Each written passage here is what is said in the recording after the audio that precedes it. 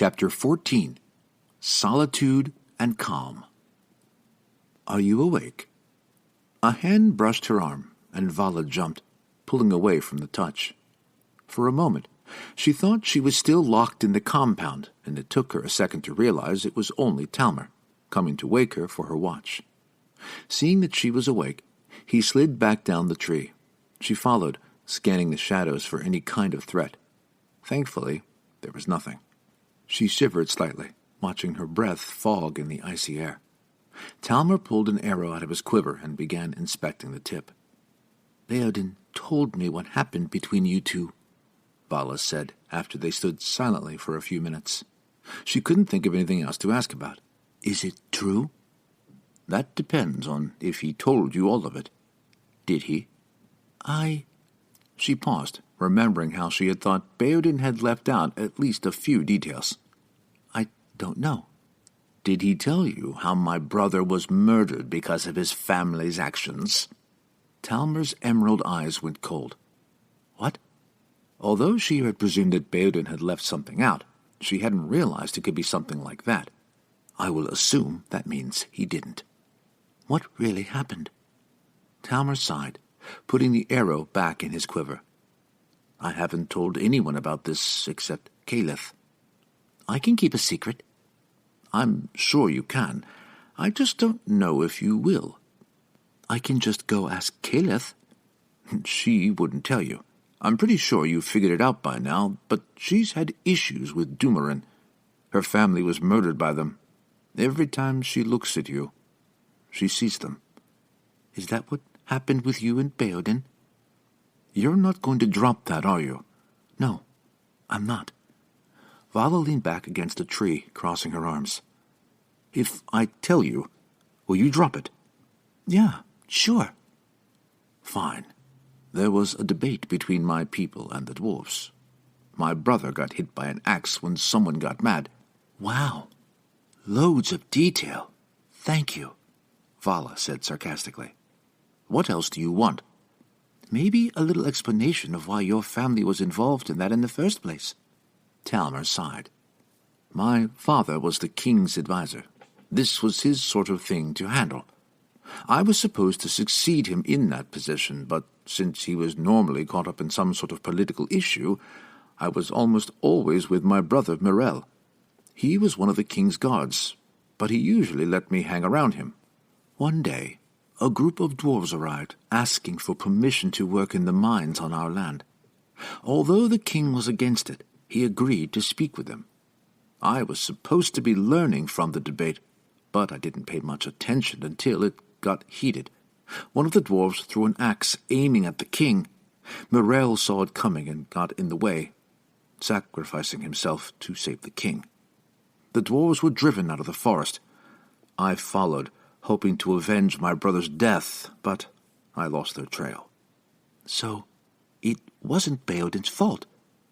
"No, it wasn't him." "So, you left and wound up with Caleth?" Vala asked, trying to change the subject a little. Her uncle took over her kingdom after her parents' death and appointed his son as heir. She left, traveling between towns and working as a healer. She didn't need money, but she was trying to find a purpose in life. I had become a ranger after I left my home, and I never went back. Caleth wound up falling in with a group of rangers and adventurers I was with at the time, which included Heldar. I began teaching her how to shoot and how to survive in the wilds, and when Heldar and I left the group, she came with me. We've been traveling together since that." They fell silent. Talmer didn't say anything else, and Vala didn't press for more stories. For nearly an hour, neither of them noticed any sign of life in the forest. That stillness didn't last, though.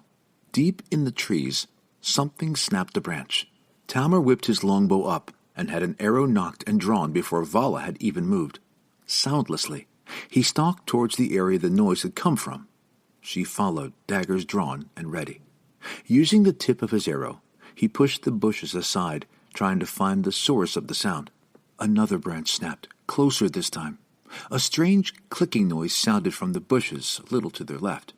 Vala crept towards it, slightly adjusting her grip on her daggers. The bushes rustled, parting slightly. She froze, hoping she hadn't been seen.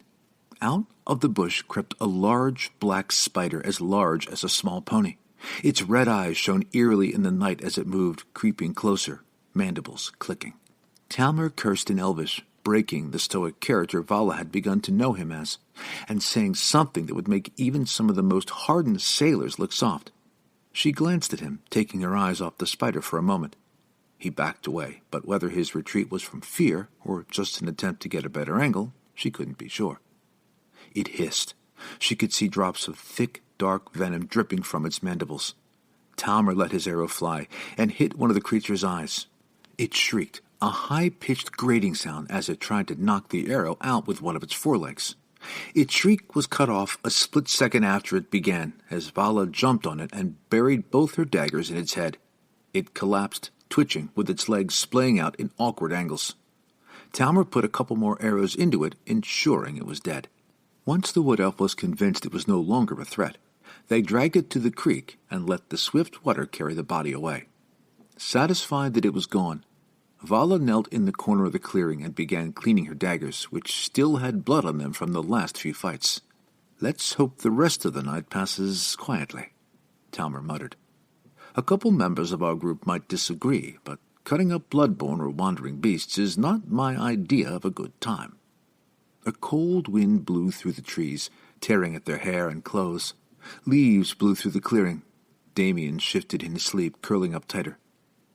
"It's getting colder," Talmer said, stating the obvious. "Oh, really? I didn't notice," Vala quipped. "If the temperature keeps dropping like this, we might have to start lighting fires at night, and that will attract all kinds of unwanted attention." Talmer pulled his cloak tighter around himself. "We have about an hour and a half left on our watch, which means about 3 or 4 hours until dawn." The wood elf leapt back into the tree, nearly kicking Varun in the face as he scrambled onto a branch. The Thrakai leaned against the tree with his sword and the cloth he had been cleaning it with in his hands.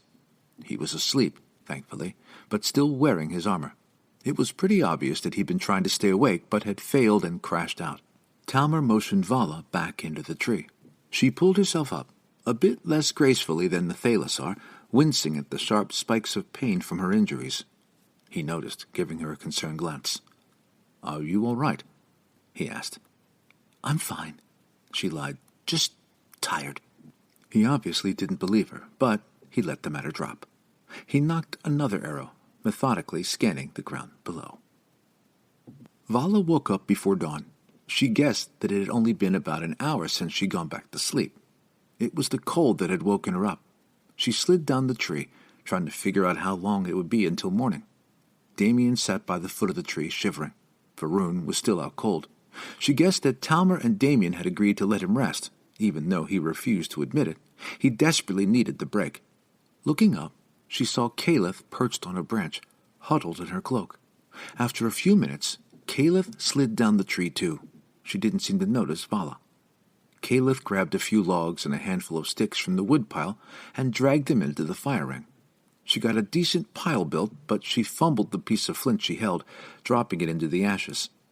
Vala came up behind her, not trying to hide, but nevertheless remaining unnoticed. Caliph picked up the flint again, awkwardly striking it on a piece of steel. A few sparks flew, but the fire didn't catch.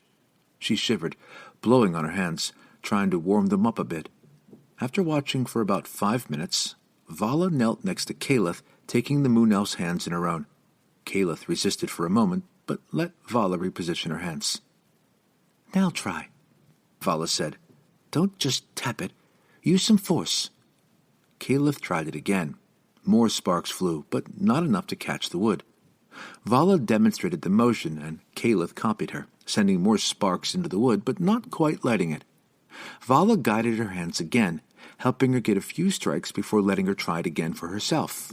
After a few more tries, Caliph got a spark to catch. She blew on it, coaxing the flames, and soon the fire was softly glowing in the darkness. "Thank you," Caliph whispered, but it sounded like an apology. "Varun told me you went back for him. I was wrong about you. I know you can't choose what you're born as. I'm sorry for everything." Vala nodded, silently accepting the thanks. Despite her vow to not trust or become attached to anyone, and the fact that everything had turned out all right, she still felt a bit guilty for nearly letting him die. Even if Caliph hadn't heard the whole story, she had finally gotten over her parents' death, or at least stopped comparing Vala to the assassins who'd carried out the murder. "I'm also sorry you got hurt like this." Caliph gently took Vala's wounded hands in hers. Her silver eyes glowed teal for a moment, and Vala felt warmth flowing from the moon elf's hands to hers, as the cuts sealed, leaving only the faintest traces of scars. "Thank you." Vala stared at her hand, then Caliph, not sure how to respond. "Who are you, really?" Caliph asked quietly. "What happened to you?" Vala hesitated for a moment. She didn't want to talk about her past, but she felt Caliph deserved an explanation. "I'm in exile," she began quietly. "My kind call me a traitor. Maybe I am. All I know is I did what I had to do to survive." She was planning to keep the story vague and concise, but once she started talking, words began pouring out of her. "My family taught their children to fight at a very young age. I was trained to use a sword as soon as I could walk, and I was taught to use a bow and my daggers not long after. My training partner was a young male, a year or two older than me. His name was Rael. We got pretty close. I even started to trust him. My mother noticed, and she was far from pleased, since things like love and even friendship are considered weaknesses. In the world I grew up in, you can't trust anyone. Your own sister would literally stab you in the back if given a reason, a knife, and a chance. I didn't know until he attacked me, but my mother had offered Rael a deal. He could kill me and join a group of elite soldiers, or he would be killed. The choice was obvious. He tried to assassinate me, but he hesitated, which caused him to miss. He cut a gash into my cheek, but he had missed the killing blow. I had to fight him, even though I offered him the chance. He refused to yield, continuing to attack, so I had to kill him. If I let him live, he would keep coming after me, and the next time he tried, he wouldn't hesitate. He was the only person I ever trusted, my only friend, and I killed him. After the fight, I took the necklace he was wearing as a reminder." Her finger brushed the scar on her cheek, which reached from her temple to an inch above her jaw in a clean, pale line. She pulled the dragon claw out of her tunic, closing her fist around it. She'd thought she'd gotten over her past, buried it years ago, but the emotional scars felt fresh and painful again. She kept talking, trying to keep her memories from taking over. "This necklace and the scar he gave me are the only things I have to remember him. They're reminders of why I can never trust anyone. Afterwards, my mother found out and ordered for me to be killed on sight, so I ran. I still don't know why she wanted me dead, but I'm guessing she might have seen me as a possible competition for the throne. I eventually found my way to the surface world. I was driven away from all the towns I passed. Most people drove me away from their shops, and a few even tried to outright murder me. I was never safe, and even though I was just a child, I was hunted for being a dark elf. You're not the only one to judge first and think later. I was afraid for my life at all times. I was eventually found by a group of thieves, bandits, mercenaries, and assassins who offered to take me in. I had nowhere to go, and I could barely survive on my own, so I joined them. They taught me to steal, lie, and kill. It was the only way for me to survive. Eventually, I left them, becoming a thief in order to survive. No one trusted me, but I didn't care. I didn't trust them. I've been betrayed more than enough times to know not to trust anyone." "I'm sorry." Caliph sat back on her heels, staring at Vala in shock. The firelight reflected in her large silver eyes. "I had no idea." Vala didn't respond. After another moment of silence, Caliph gently pulled her into a hug. Vala put her head down on the Mariannan's shoulder, trying to fight back tears. She failed. She managed to stay quiet, but Caliph noticed and started rubbing her back, letting her cry without saying anything about it. After about 10 minutes, Vala sat back, rubbing her eyes with her sleeve and trying to regain her composure. Caliph gave her a gentle little smile. After a while, Damien came over and huddled by the fire, trying to shake off the cold. Vala had forgotten that he was there. Thankfully, she didn't think he had been close enough to hear any of that. A branch popped extremely loud in the silence of the night and sent sparks showering into the air. Startled by the noise, Varun leapt to his feet, sword up and ready before he realized what had happened. Talmer, who had also apparently been startled awake, dropped from the tree with his knife drawn. Baodin raised his head just enough to give the pair a judgmental look. "Seems like no one is going to get enough rest tonight," Talmer commented, quickly realizing there was no threat. He sheathed his knife and began looking through his pack. "At least it's warm over here," Damien said. "Let's just hope we're not out here when winter comes." "Let's hope," Varun muttered. "Talmer, I asked you to wake me up." "I told him to let you sleep," Damien countered. "I know you were awake for nearly the whole first watch. You shouldn't have to take another shift, too." Varun looked like he wanted to argue, but Talmer started talking before he could think of anything to say. "Something got into our supplies," the wood elf said, holding up a torn ration pack. "Likely a fox, a raccoon, or something. At best, we have just over 2 days' worth of food left." Baodin muttered a curse. "How much did we lose?" Caliph asked. "By my count, we had a bit less than a week's worth here," Talmer said. "There was likely a whole group of little pests." "Sounds like you're going to go hunting," Baodin said. "If there are foxes and rabbits out still, you might be able to find a deer or something." "I'll go as soon as the sun is up," Talmer sighed. "If Caliph can find some roots or something, we might be able to make something halfway decent." "The Bloodborn can wait," Baodin said. "Right now, we need to focus on our group." Agreed. Talmer laid a few more small logs in the fire, too cold to worry about attracting animals or Bloodborn scouts. The flames rose higher, lighting the clearing with a bright, warm glow. Vala glanced up at the moon, shining brightly in the star-filled sky. Its thin crescent was not quite touching the tree line, and she could tell it would still be a while before dawn. She twisted her necklace absent-mindedly as she watched the fire dance. Damien held his lute and began tuning it by the light of the flames, humming a soft melody as he worked. Baodin began honing the blade of his axe, sending sparks flying into the dirt. Satisfied with his instrument, the human began to play softly. The music began filling the clearing, a relaxing change to the nighttime sounds of the forest. As the flames grew higher, Varun and Talmer began adding logs from the pile the group had set aside. Soon, the fire had warmed the gray pre-dawn air, casting shadows off the trees around them. Damien began to sing quietly, singing old folk songs that had been passed along for generations. Many of them Vala knew, but not very well. The group clustered around the fire, enjoying the warmth of the flames and listening to the human songs. After a little while, Damien began a different melody, this one slow and haunting. Vala recognized it almost immediately as one she'd heard many times in small-town taverns. It was an old elvish song, telling the tale of an ancient battle, telling of dark days but still promising hope. Damien glanced at Talmer and nodded subtly, his brown eyes imploring. "Come on! You know this one. Please?"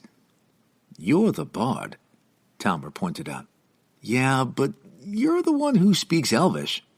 Please!" Softly, Talmer began to sing. Vala had heard the songs sung by many different people, but Talmer was arguably one of the better ones she'd heard. She and Caliph understood Elvish, so the lyrics had more meaning to them than the rest of the group. Varun sat calmly, unreadable as usual. Baodin was doing his best to look bored, but Vala could tell that he too was listening closely, even if he didn't understand the words. As Talmer sang, his clear voice wove a story to all who understood. The song carried on for a while, and everyone lost track of the time.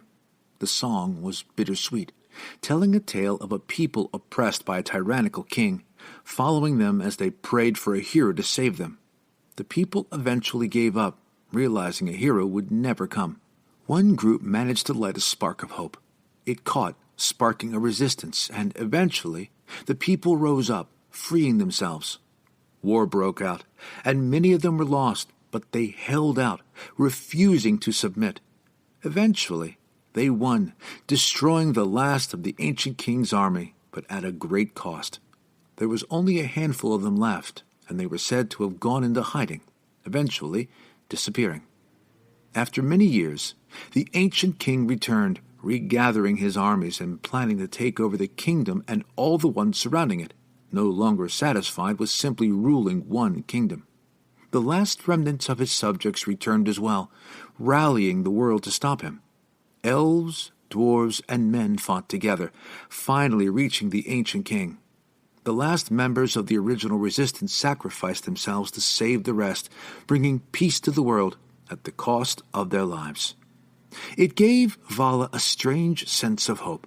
She wasn't sure if it was the lilting Elvish language or if it was the words themselves, but the song was entrancing.